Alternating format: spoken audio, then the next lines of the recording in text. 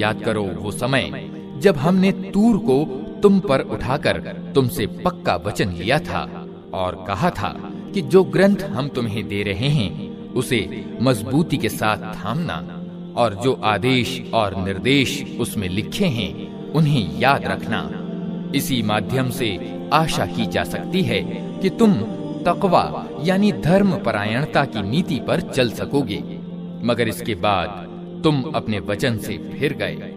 इस पर भी अल्लाह की कृपा और उसकी दयालुता ने तुम्हारा साथ न छोड़ा, वरना तुम कभी के तबाह हो चुके होते।